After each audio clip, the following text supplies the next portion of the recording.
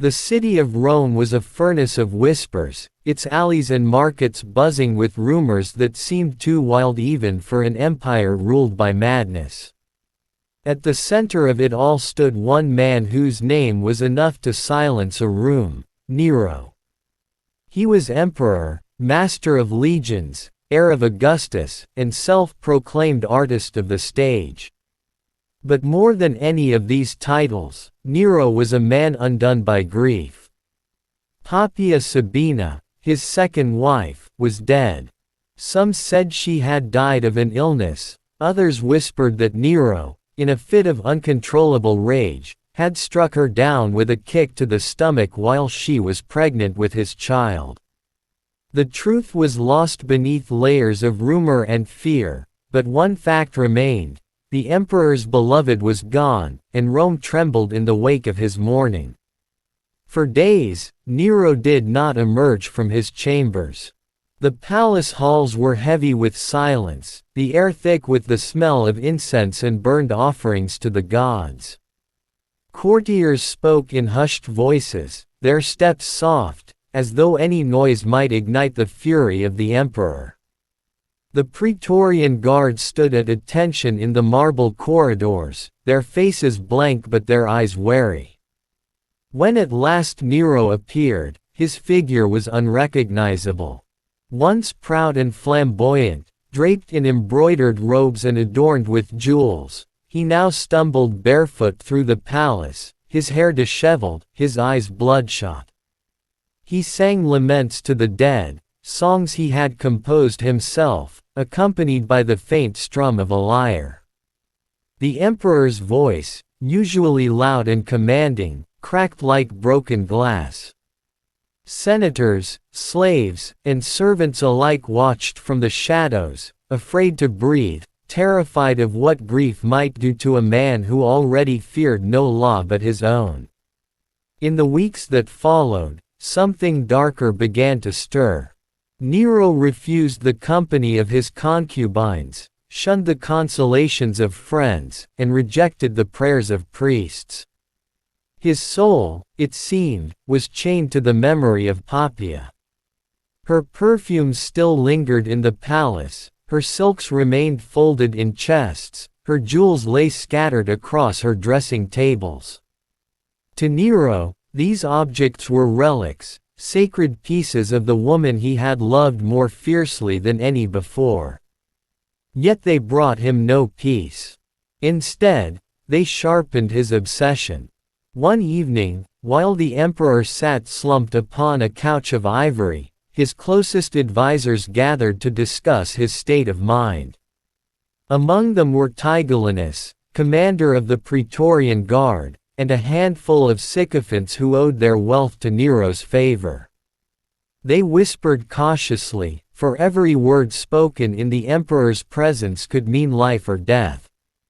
"He cannot continue like this," Tigellinus muttered, his stern face shadowed by the flickering light of oil lamps.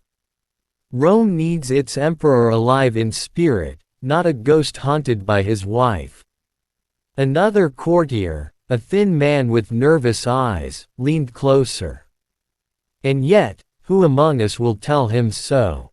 He clings to her memory like a drowning man to driftwood. Deny him this grief, and he may drown us all." Nero's head stirred at the sound of their voices. He raised his eyes, swollen and red, and for a moment the room froze. Then, to their horror, he began to laugh. It was not the laugh of a man amused but of one consumed by madness. "You think me broken," he said, his voice echoing through the chamber. "But Poppaea lives. She cannot be taken from me. Not by illness, not by fate, not even by the gods themselves." The courtiers exchanged uneasy glances. To contradict him would be folly, yet to indulge him might be worse. But Tigellinus, hardened soldier that he was, dared to speak. "She lives, Caesar, in memory, in the stories you tell, in the songs you sing. But her body is gone, and no power of man can restore her. Nero's laughter stopped. He leaned forward, his eyes gleaming with an intensity that made even the commander of the guard falter. "No power of man," Nero whispered. "Then perhaps not a man. Perhaps something greater. Or perhaps," his voice trailed off, but the thought had already taken root. That night, Nero roamed the palace gardens alone. Torches burned along the marble pathways, casting long shadows among the statues of gods and heroes. The fountains whispered their endless songs, but the emperor heard only the phantom voice of Poppaea, soft and cruel, calling to him from beyond the grave. He stumbled to the temple within the palace, where her image was kept among the household gods, and there he knelt, clutching at the cold stone as tears streamed down his face. "Come back to me," he pleaded. "I am emperor of the world, yet powerless without you. Come back, and I will make Rome itself kneel at your feet." The night passed, and with the dawn came the seed of a plan that would stain history with horror. It was days later when the boy was brought before him. His name was Sporus. Barely in his teens, he had been the child of a minor noble family who had fallen into debt. His guardians, desperate and ambitious, saw in the boy's delicate features a chance for favor at court. Sporus was slender, with pale skin and soft, almost feminine lines. His eyes were wide and sorrowful, his lips curved in a shape that stirred something dangerous in Nero's memory. When the emperor saw him, a hush fell over the chamber. Nero rose slowly from his couch, his gaze fixed upon the boy as though he beheld a vision. Courtiers held their breath, unsure of whether the emperor would fly into rage or collapse in despair. But Nero only smiled, a smile that sent chills through every soul present. "Poppaea," he whispered. The boy flinched at the name, but he did not resist when Nero approached and lifted his chin. The emperor studied his face, tracing every line, every curve, as though he were comparing it to the portrait that still hung in his chambers. The resemblance was uncanny. Not perfect, but close enough to ignite the fire of obsession that had never truly died. From that moment, Sporus was no longer free. He was taken into the palace, bathed, clothed in silks, and adorned with jewels once worn by the dead Empress. Servants whispered in horror, for they knew what this meant. Rome itself knew, for rumors spread like wildfire through the streets. The emperor had found a replacement for Poppaea. But the resemblance alone was not enough. To Nero's fevered mind, Sporus could not merely look like Poppaea, he must become her. And so, the order was given. It was a command that shocked even the hardened soldiers and physicians of the palace: the boy would be castrated. No longer a man, no longer a child, he would be shaped into something else, an imitation of the woman who haunted the emperor's dreams. Sporus did not cry out when the decree was read to him. Perhaps he did not understand, or perhaps he had already understood too well that no one defied Nero and lived. The palace prepared for the grim procedure in silence, every servant averting their eyes, every courtier choking on their own disgust. But none dared to speak. For in Rome, when Nero willed something, it became law. And so the boy was led into the shadows of history, his fate sealed not by his own sins but by the grief of a mad emperor who could not let go of the dead. The day the wedding was announced, Rome held its breath. Rumors had already spread like smoke through the forum, whispered in taverns and temples, muttered by slaves as they carried amphorae of wine, traded by merchants as they counted their coins. The emperor was to marry again, but not to a noblewoman, not to a daughter of generals or senators. No, Nero, had chosen Sporus, the boy he had remade in the image of his dead wife. It was a decree that stunned even a city accustomed to excess, cruelty, and madness. On the morning of the ceremony, the palace gates were lined with Praetorian guards in polished armor, their spears gleaming in the rising sun. The sound of trumpets echoed through the marble halls, summoning Rome's elite to witness what none dared call anything but sacred. They came dressed in their finest togas, heavy with gold jewelry, though their faces betrayed unease. Senators, generals, and courtiers gathered, whispering into each other's ears, wondering how far their emperor would go this time. Some came out of fear, others out of curiosity, but none came willingly. To refuse the invitation was to invite death. Inside the palace, preparations were frantic. Servants scurried across the polished marble floors, carrying trays of fruit, amphorae of wine, and robes heavy with jewels. Incense burned in bronze bowls, filling the corridors with a thick, sweet haze. Musicians tuned their lyres and flutes, rehearsing the songs that would accompany the union. Every detail had been arranged to mirror a traditional Roman wedding, yet every heart present knew this was no ordinary union. It was theater, spectacle, madness disguised as ritual. At the center of it all stood Nero, dressed in a robe of deep purple, his chest adorned with golden chains.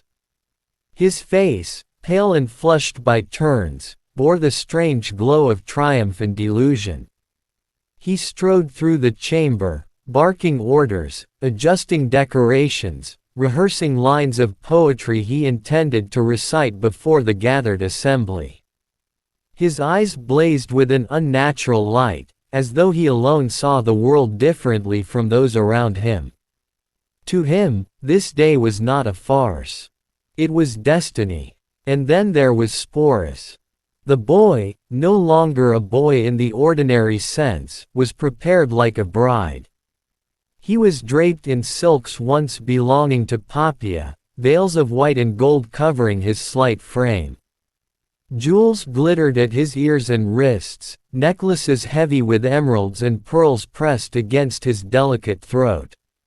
Servants brushed his long hair until it shone like polished bronze, arranging it in the style once worn by the Empress herself.